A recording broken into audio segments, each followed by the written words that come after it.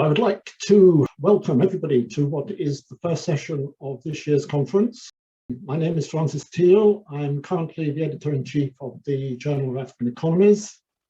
And one of the purposes of this session is to convince you all to submit papers to the journal, and even better, offer to organize special sessions, special editions of the journal. This is an example of one we put out early this year, how to improve education and labour market outcomes in sub-Saharan Africa. We're going to have 4 presentations. So without more ado, I'm going to invite David Evans to present his paper, and that's about what we've learned about education. So David, over to you.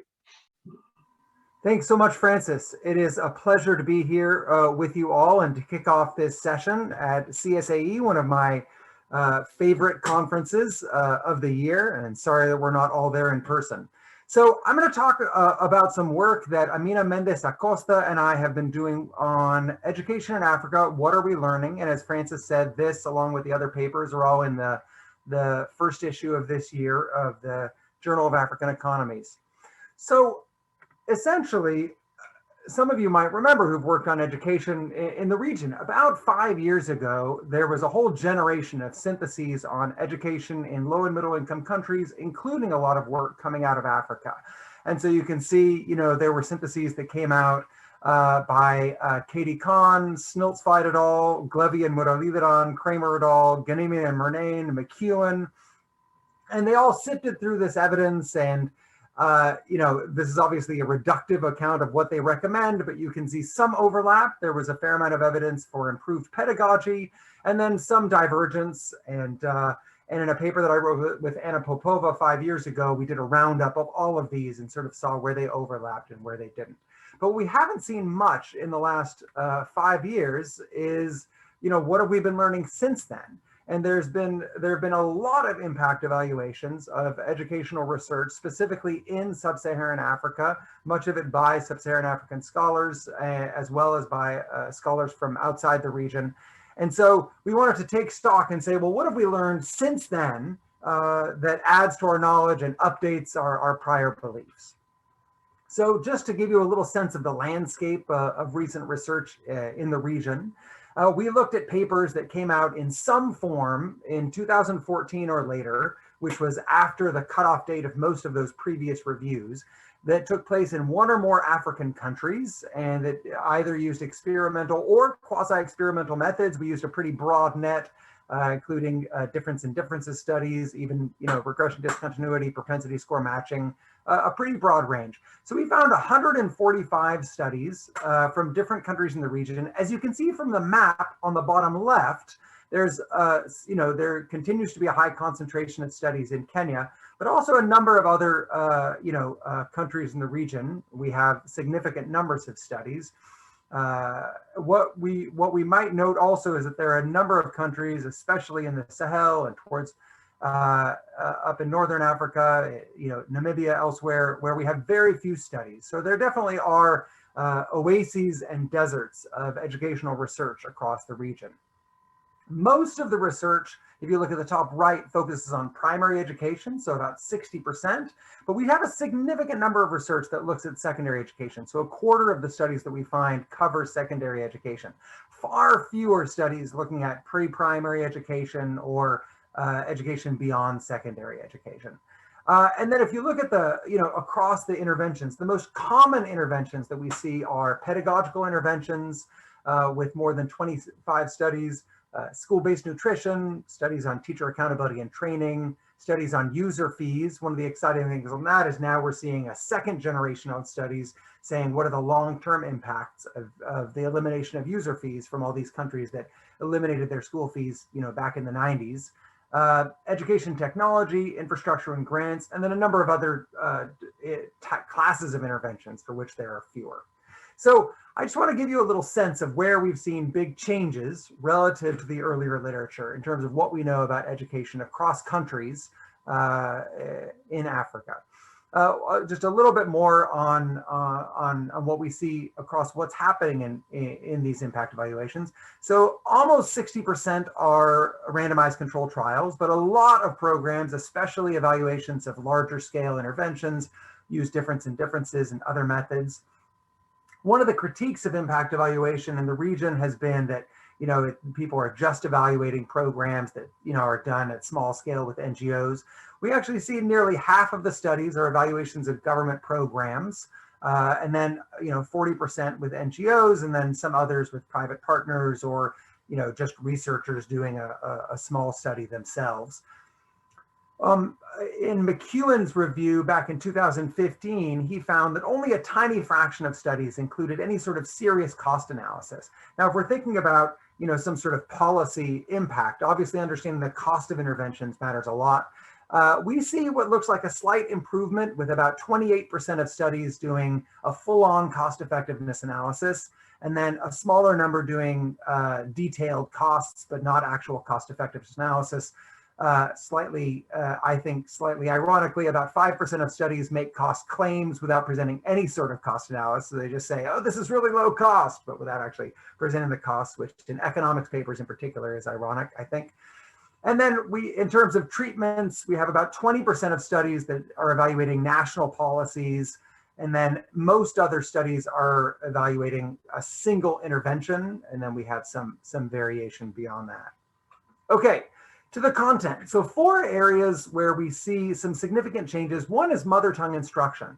And so, about 6 years ago, there was just very little evidence on the value of teaching kids in a language they speak at home. So teaching kids to read in a language they speak at home. And we've seen since then a consistently beneficial impact on literacy. So increased rates of literacy learning in Cameroon, Kenya, multiple studies in Kenya, in Uganda. Now, a lot of parents aren't principally interested in their kids just learning to read in the language they speak at home, whether that's Kijaluo or, some other language. They ultimately want their kids to be able to read in a more national language. So most of the evidence on second language literacy is positive. Cameroon, Ethiopia, South Africa. In Kenya, those results are mixed, and so it's not unambiguous. Two minutes, David. Thanks, Francis. So we also have new evidence on teacher remuneration, some mixed evidence, so teacher performance pay, some of which Youdi, who's going to be speaking next, has contributed to, where we've seen some very positive impacts in Tanzania and Rwanda, mixed in Uganda. In the earlier generation of studies, we saw evidence on pedagogy, and the latest generation has mostly shown that that's still true, that improvements in pedagogy can make a big difference. And one of the big changes is that we've seen some at-scale evidence. So both in Kenya and Uganda, we've seen some large-scale programs that improve pedagogy of teachers and still deliver gains. And then some other ways of supporting teachers. So certain ways of training teachers have been effective. We've seen the first studies of teacher coaching on the continent. So in South Africa, a nice comparison of teacher coaching versus traditional training, where you just kind of bring teachers into a ballroom and give them a day. And unsurprisingly, that doesn't have any impact, despite the fact that a lot of countries do it. The last substantive point I'll make is, so school feeding, the previous generation of evidence really demonstrated that school feeding was great for children's enrollment. The recent generation of evidence shows us in Ghana, Senegal, Rwanda, that it has significant impacts on student test scores as well. So it doesn't just get kids into the classroom, but it helps them, helps them learn more while they're there. Education technology, there was very little evidence of this 6 years ago. There have been a lot of studies since, and like in most of the rest of the world, it's very mixed. This is no silver bullet. In some contexts, it's an effective tool. In other places, it's not. So in the paper, we get into a lot of other topics that I don't have time to speak about now, and I'll recommend to you, but I'll just say, so the big winners are better pedagogy, school feeding, cutting the costs. We still need to have a lot more to learn about the effects over time and how to do things at scale. We have a lot of studies on fee reductions at scale, but not a lot of others, and on cost effectiveness. And with that, I know my time is up, and so I will pass it back to Francis. That was very disciplined. So we're now going to Youdi, who's going to talk to us on his paper, which is Tanzania and range of topics. I'll leave it to him to introduce. 8 minutes, Youdi. Thank you so much, Francis, and thanks for inviting me. Very happy to be here. I'm going to talk about the paper Teacher and Parental Perceptions of Performance Pay in Education, Evidence from Tanzania, a paper Isaac Mbiti and I wrote together. So by way of introduction, teachers are, why would you be interested in looking at teacher performance pay? Numbers are large. 9% of the salaried workforce in sub-Saharan Africa is a teacher. Compensation takes out huge chunks of education budgets, 60 to 80% in Africa, and these are typically for fixed salaries. Despite those investments, you see low levels of learning, low growth of levels of learning, and also there are concerns about teacher effort, particularly school attendance rates, classroom attendance rates.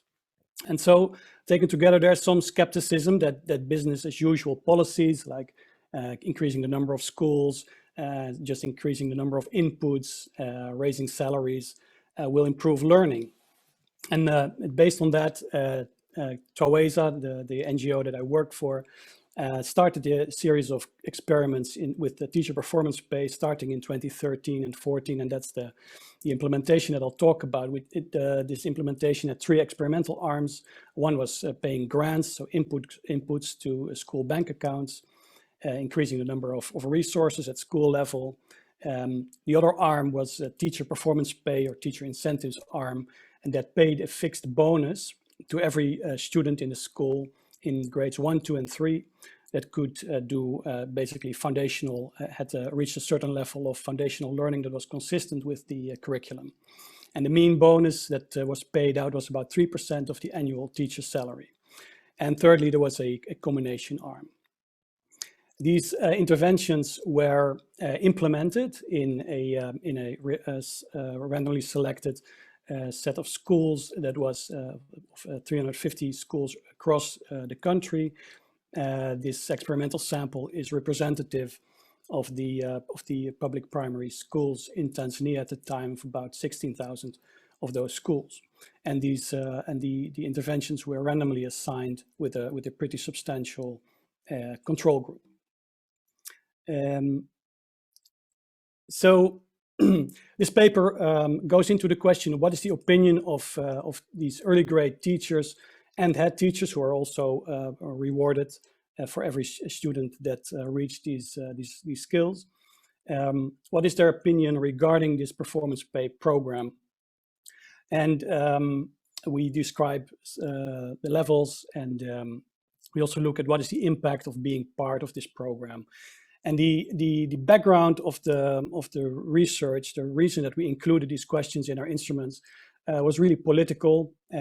This is a new program. It's potentially contentious. There has been pushback on teacher accountability programs elsewhere. And so, of course, we were hoping at the start of this program that we would find a positive, cost-effective intervention effect. And of course, once you find that it's not sufficient to say just it's cost effective, but once you sit down with policymakers, it's important to also be able to say, well, what teachers think about it. And so let me go to the results. So the first question on these opinions was, what is your overall opinion of performance pay? We coded that on a scale of 1 to 5, and we code something as support if we recoded it as support if the answer is favorable or very favorable. Now, the support that we find on this question is overwhelming. There's 95% of teachers in the control group express support according to this metric. And we find that there's little impact of being part of the grants or the incentives treatment. But once you combine those two, the stated support increases by 3 percentage points. But of course, that is still small relative to the overall mean support level. Head teachers are supportive too. They are 74% of head teachers in the control group support supports the policy, but exposure to the incentive program increases it. So under the incentives only program by 13 percentage points and 70 percentage points for the combination treatment. So these are relatively large increases. Then the second question is, suppose here we ask for trade-off. So suppose there is going to be a salary increase. Would you like this increase to be implemented as a flat increase, or would you like to have some kind of performance pay element in that increase? And so all the questions that include some element of performance pay are coded as quote unquote support for performance pay. And according to that metric, we find that 60% of teachers support some level of performance pay in the future salary increase. We don't find any impact of exposure on this metric.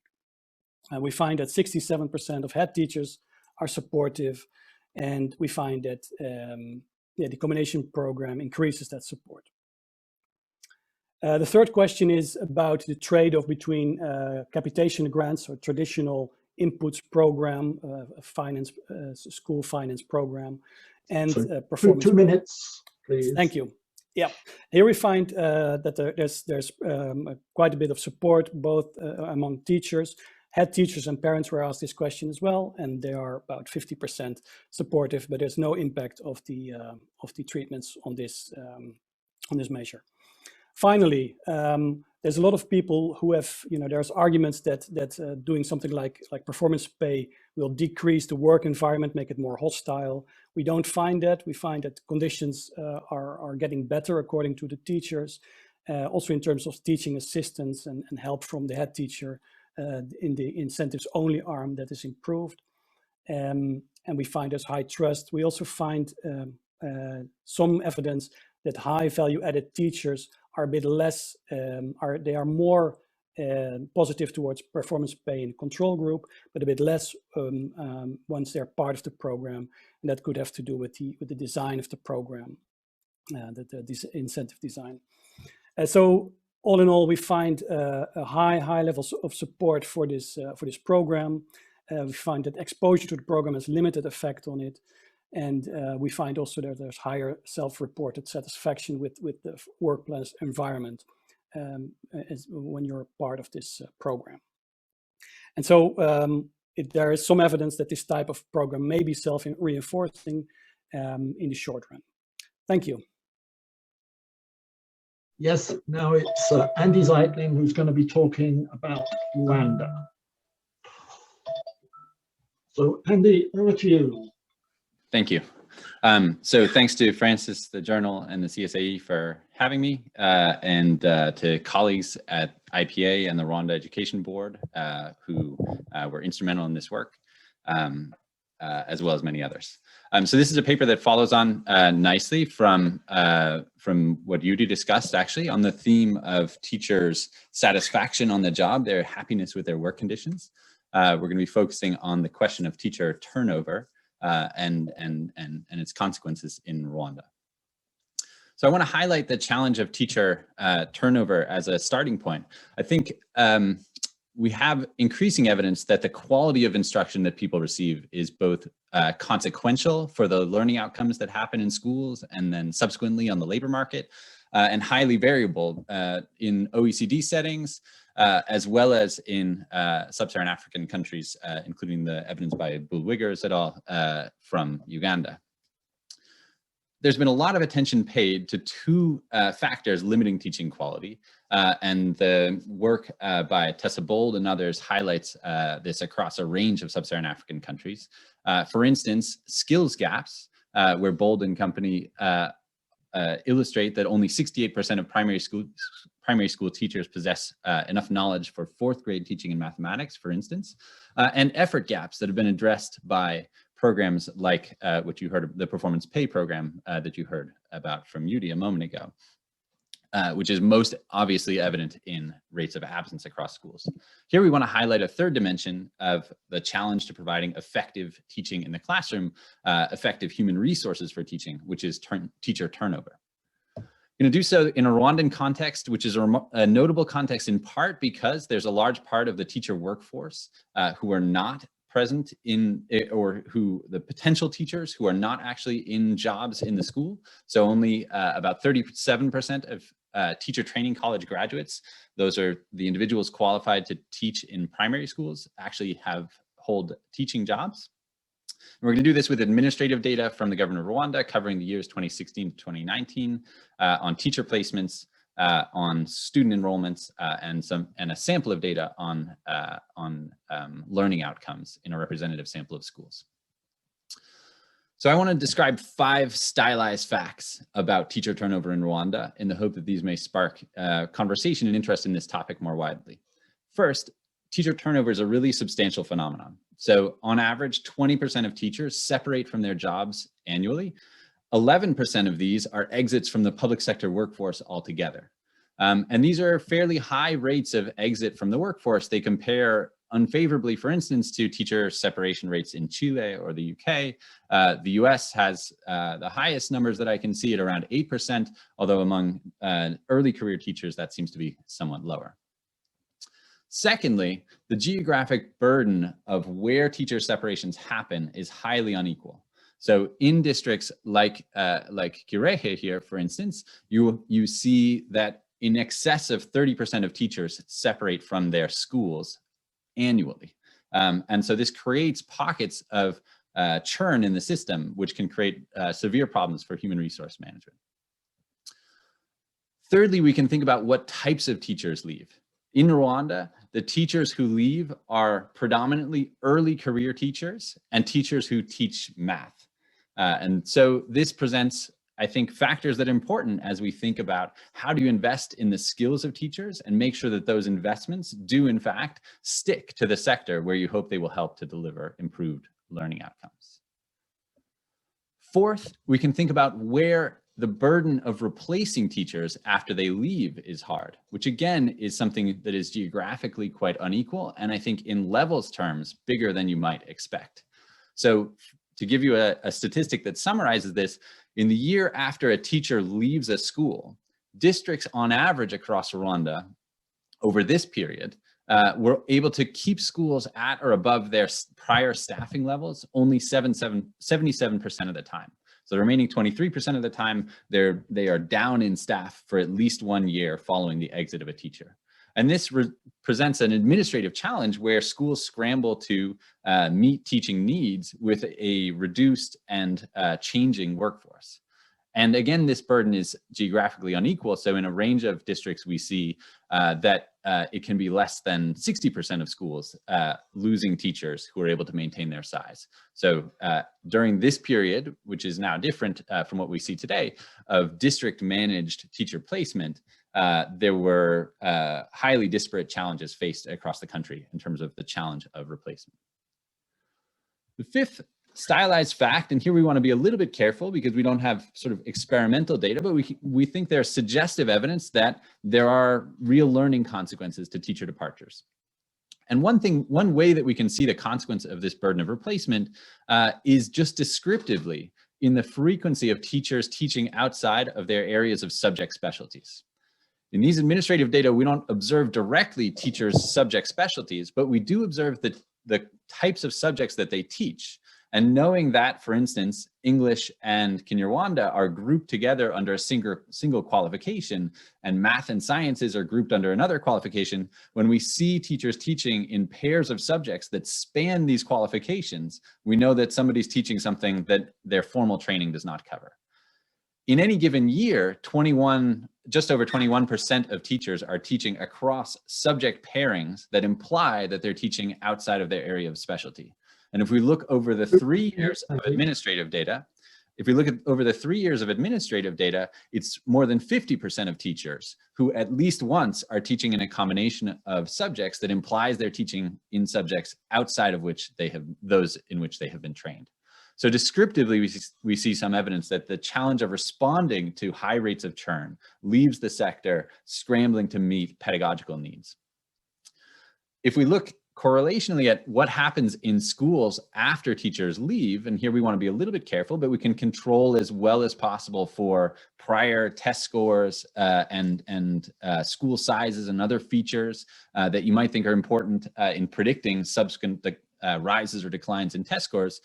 We see across a range of specifications that the loss of a single teacher is associated with the subsequent decline of about 0.05 to 0.09 standard deviations of student test scores in the primary 6 exams, a number which I think is particularly striking given that those teachers are not always teaching primary 6 who leave in these administrative data. So that's averaging across teachers with close contact to primary 6 teachers, but also teachers who, to primary 6 pupils, but also teachers less directly connected to them.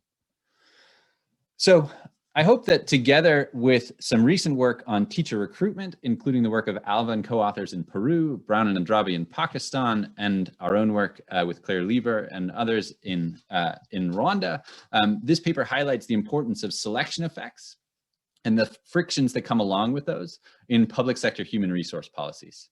We think from a policymaking perspective, some implications include that we should really think about building information systems that make it easier to track this phenomenon as a kind of high-level indicator of the health of the sector. A lot of attention is paid to pupil-teacher ratios and things like that, which are easily visible. This is not a very visible statistic in the system. Secondly, we should think about designing human resource policies not to make teacher turnover rate 0, but to harness positive selection and retention effects as much as possible, being mindful of these administrative frictions or these administrative costs. And finally, to think about how to reduce the administrative frictions in the replacement of teachers that might lead to lessened gaps and less of this phenomenon of schools scrambling to meet their pedagogical needs. And I'll stop there. So that concludes the 3 papers on various aspects of education. We're now going to switch gears, and Cinzia is going to present the paper on labour market outcomes in Tanzania. So over to you, Cinzia. Okay, so thanks for having me. This is a joint paper with Adalberto Scamanzi and Mckay and Newell and Victoria Tefesse. So just to give you a little bit of flavor, what's the idea, what's the background of this paper, is that there is a general consensus, there has been worldwide expansion of supply and demand for skilled work, and this is crucial in terms of enhancing economic growth and development. And of course, the crucial aspects about skilled work is that this will lead to higher and more secure incomes, therefore higher living standards. And a crucial element is then how people get there. How do young people get to have these better jobs, more secure? Of course, the channel is through higher level of education. And so this is what essentially we do in this paper. And we focus on Tanzania. One of the reasons we focus on Tanzania because Tanzania, unlike other sub-Saharan countries, has experienced a higher level of primary school completion. However, this does not translate into a higher attendance rate of secondary education, which is what really matters in terms of getting this kind of life-changing jobs. So the question that follows are, why is secondary education take up so low? And also what impact post-primary education has on job market outcomes. So in this paper, we do 3 main things. So first of all, we start by looking at what are the determinants of gaining post-primary education. And then we estimate the causal effect of primary education on getting high quality jobs that we defined as skilled and professional jobs. And these are the jobs that are, wage paid jobs, and there are administrative jobs outside of the household, outside of agriculture. To do that, we use an IB for education experience that having experienced a community shock, specifically natural disaster in the late 90s. And we also look at intergenerational patterns. So a parent having a skilled job does not have much association with the likelihood of the young person having a skilled job, or it could be instead that education also mattered in the parents' generation, but now the requirements are different. So post-primary education has become more important. And particularly then throughout the paper, we keep a focus on the gender aspects, which is what really matters. So we compare males and females and throughout the paper. So the data that we use are the Kagera Health and Development Survey, the panel data that has been first collected, the first wave in 1991, 1994, and then followed up in 2004 and 2010. There are various reasons why the Kagera paper is ideal. It's a panel data with very low attrition and also contains a lot of information at individual level, household level, also at community level. And we focus on individuals who are 7 to 24 in the baseline data. And so we then follow up those individuals until they are adult, they have completed the transition after school. And so we'll end up with a panel about 1,700 observations, 51 of which percentage are female and 49% are males. And then so just to give you a flavor about this skilled and professional work, in our sample, 11% in 2010 of people are in this skilled and professional work. When we look at females, the percentage is much lower. Only about 6% of females working are in skilled and professional work, and of them, 32% have a post-primary education. When we look at males, the percentage of males that have a skilled and professional work is much higher, is 16%, and of them, 41% have achieved a post-primary education. So the key result then is that if a female managed to get primary education, that we know is much harder for several reasons, you know, for social norms, for childcare responsibility, and so on, this will help them much more than males to get a skilled and professional job. So if I wanted to show you a single result, it would be this one. So, and particularly, this is the instrumented result of the effect of post-primary education on getting a skilled and professional job. So clearly, for females, the coefficient is much higher than for males. So it really matters. Getting a post-primary education for females matters much more than for males. And also being a female is associated with a significant negative impact on attaining post-primary education for several reasons, some of which I've mentioned, for example, childcare responsibilities, and also is associated with a significant negative effect on the likelihood of obtaining skilled or professional work. And we look at some channels, and one channels that really come up and show to be relevant to enhance this possibility to change life, and then particularly for female to get skilled and professional job, is clearly migration. And then 2 minutes. Please. Fine, thank you. And then we look at intergenerational patterns. So we compare the education and skilled and professional work of parents to those of the children. And in our sample, only 3% of the mothers, this in 2010, are engaged in skilled and professional work. And if we compare the females engaged in skilled jobs and the mothers in skilled jobs, is about 6%. Not surprisingly, for fathers, the percentage of those engaged in this better job is 20%, so much higher. While males in skilled job with the fathers, they also have a skilled job, is essentially again higher than that for females, is 22%. So this to say that the gap is clearly larger in the generation that in our selected sample. And with that, I've finished. I'm done. I've got a couple of questions. The first one, it's AG Arima. They have a question directed to the Youdi and Isaac paper. So the question is a very specific one. How did you randomly select teachers into control and experimental groups? Thank you. We didn't select teachers, we selected schools. So schools were either randomized into treatment or control. And then within those treatments, there is you have these 3 different programs, but that was done at the school level. Okay, let me ask, there's a question here from Anke Hoffler. Wonderful. Thank you very much, Dave, for this recent overview of recent work on education. One of the questions I've got is, economists don't seem to look at a fundamental pedagogical skill, and that is teaching without violence in the classroom. Or maybe I just have looked at the wrong papers. Could you maybe comment on that? Yeah, so in terms of, so I haven't seen, so in terms of violence in the classroom, so I would just say there are two things on this. So maybe two separate strands. So one is specifically on sort of, pedagogy and violence. So I haven't seen any work either in the economics literature, and we did try to cast a pretty wide net, even beyond economics to the social science literature, but sticking to, quasi-experimental and experimental evaluations. And so there's some limitation there.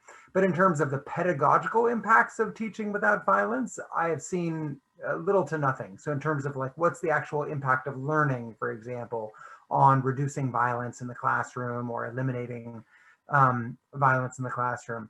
There has been, in the last 5 to 10 years, an uptick of work on both documenting violence in the classroom. So physical violence, and I assume, when you talk about teaching with violence, I think that's the main thing. This question of, whether teachers are using corporal punishment as a disciplinary measure versus or not.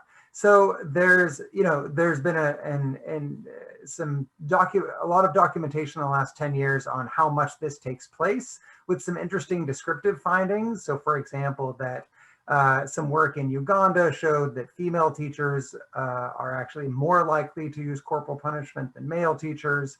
In terms of, and then there have been a few impact evaluations. So again, there's an impact evaluation in Uganda that seeks to eliminate violence from schools and looks at the impact on violence in schools, but I don't believe it looks at learning impacts. And I'd have to look up who wrote that paper. But there's still very little on how to eliminate violence from schools, and very little on the impact of that on pedagogical impacts. And so I'll just say, from my own work, I did an evaluation in the Gambia where the government had outlawed corporal punishment in schools, and just from surveying students, not very, a year after that or something, it was still in practice in most schools. Now, this was some years ago, so it probably doesn't reflect the current status in the Gambia. And this is outside of Africa, but I was a discussant for a paper from Indonesia last week, where one of the big priorities that schools put in improving the quality of their instruction was trying to eliminate corporal punishment. And when they revisited those plans a year later, virtually all communities dropped that element because teachers basically didn't know how to, replace corporal punishment with alternative ways of maintaining discipline and order in the classroom. So, which is just to say, I think there's a lot of room left to understand that. I think there's not a lot of kind of rigorous evaluation work on it yet. Okay, thank you very much. I've got a few more questions. So one for Cinzia by Mckay Calais. Would you like to ask your question? Thank you. So I'm just interested in the point of migration being the best strategy for the people to secure kind of skilled and professional work. I'm noticing the difference in my own research between how people kind of move in South Africa versus in other countries on the continent. And I was just curious about whether the levels of migration are the same between men and women, and where the young people are going to try and secure work, whether it's more domestic or internationally as well. Thank you very much. Indeed, this is an important question. So in the paper, we didn't explore that much because, there has been a lot done. And of course, there are issues of endogeneity. But so just to give you a flavor, in the sample, we look about 52% of people would migrate. So migration would be, you would move out of the village where you were born. So you could be in another village, or you could be outside Kagera. And of course, men are more likely to migrate.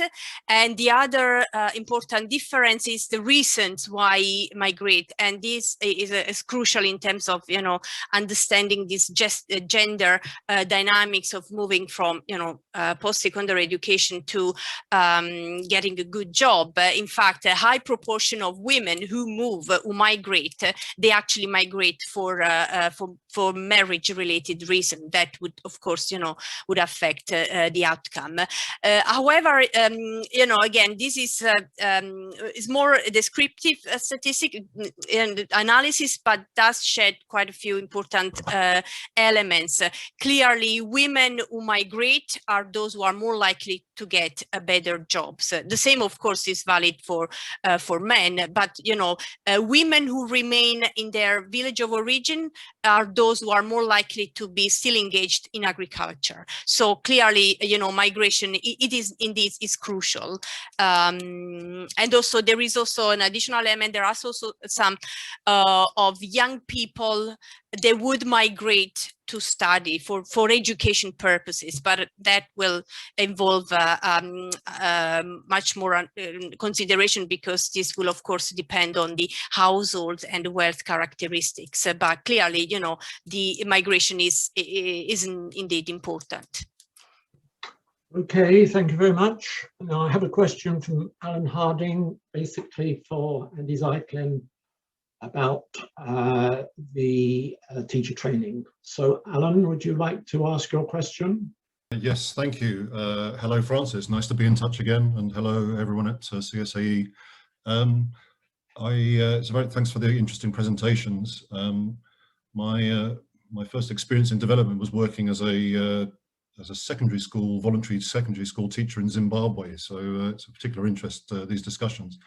I was just wondering about generally about the availability of teacher training and where newly qualified teachers have to go to get their training, and whether that has any impact on this issue of teacher retention. I mean, one of the problems I would imagine is in the more remote areas is that potential teachers from those areas may have to migrate to, the capital city or somewhere else to get their training. They may then have there's less likelihood they will return to their home areas. And presumably also, if the teachers in those areas are not from those areas originally, there's an increasing likelihood that they will then, when a chance comes to get a job in a city or in a town, they are likely to leave, so retention rates go down. So I'm just wondering if anybody's looked at those sorts of issues about the availability and geographical spread of teacher training. Thanks very much. Thanks for the question. I think it's a really important point, and I think there's a broader set of issues around how you, what are the supply side factors in making sure that you have teachers nearby to the schools that need them. In Rwanda, as it happens, actually, there's quite good geographic coverage of the teacher training colleges. So to supply teachers for primary schools. So there are 16 teacher training colleges spread across the country. And so it's not the case that one would have to travel to the capital, for instance, to get their TTC degree. And I think that's borne out in the continued existence of some slack in the potential teaching workforce across these districts. So I think it's one can wonder about sort of quality issues, and there are important initiatives going on with investments in teacher training and how that happens that I think are worth thinking about as well. But I think in terms of the pure existence of these facilities, that would seem at first pass not to be the constraint in the Rwandan case. I do think, though, that you get at an important underlying issue, which is kind of how can an education system improve the fundamental match between the teachers who are interested in teaching in a place and the schools that they end up placed at. And so it's important in the Rwandan context to note that since the period of our study, they have centralized a process of teacher hiring and deployment with exactly that aim in mind, to try to sort teachers into districts where they are particularly interested and have those kinds of connections.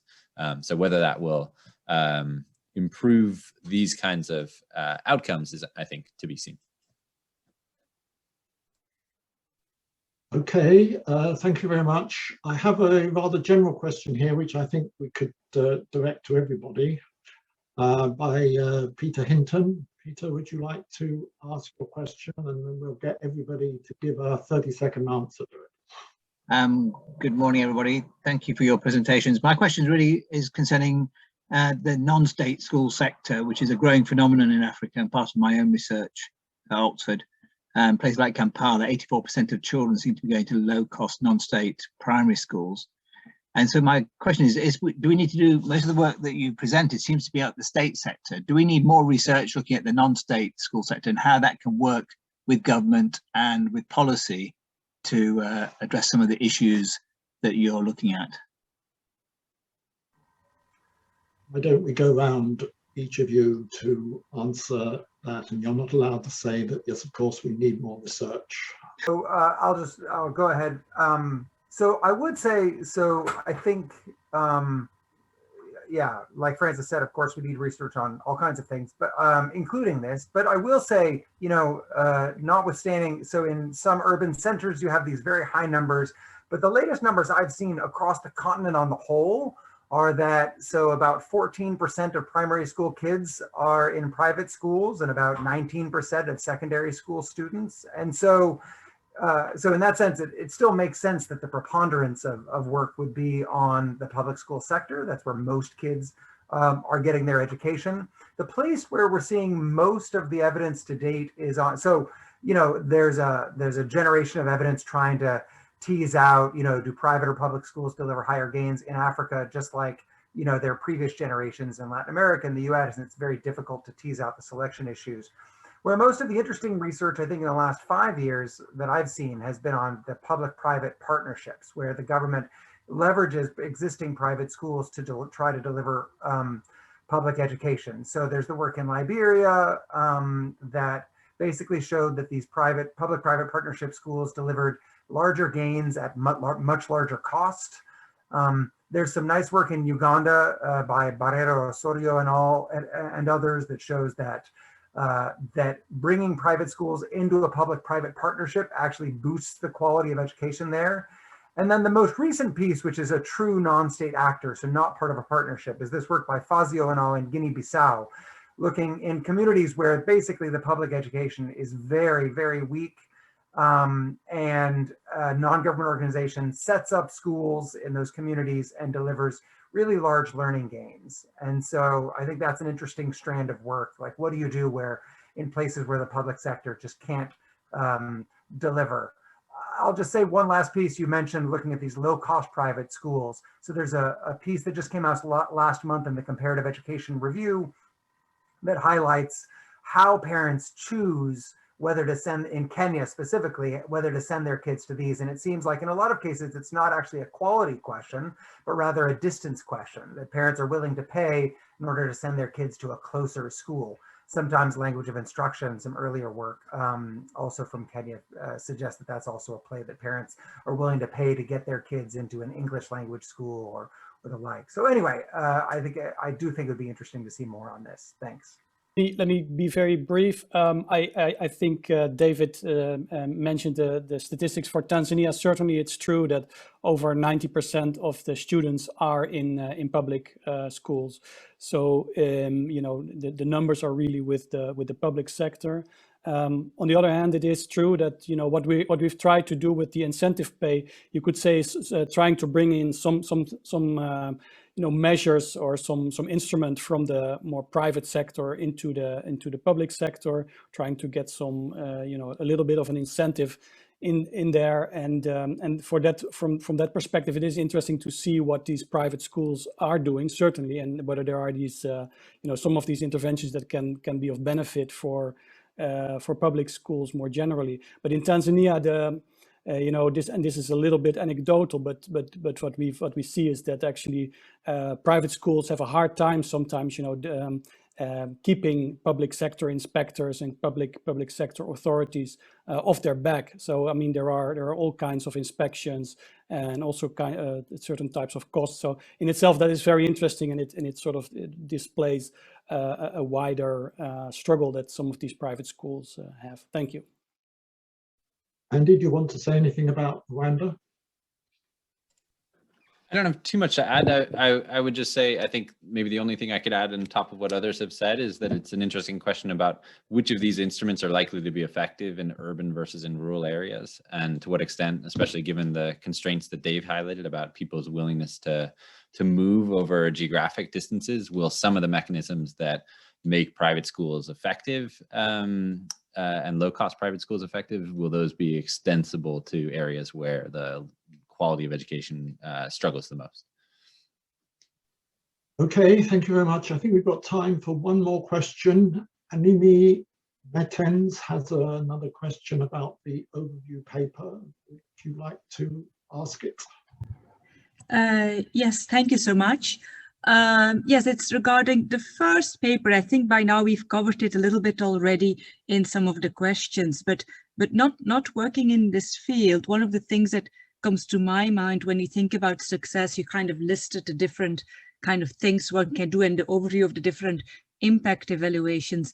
How do these papers kind of define success? Is this kind of simply student grades, or linking it up some one of the later papers, the job prospects, or other aspects, perhaps maybe more like teacher turnover, that then of course by itself also might affect future success? Kind of how do we think about student success in this area based on the many papers you've reviewed?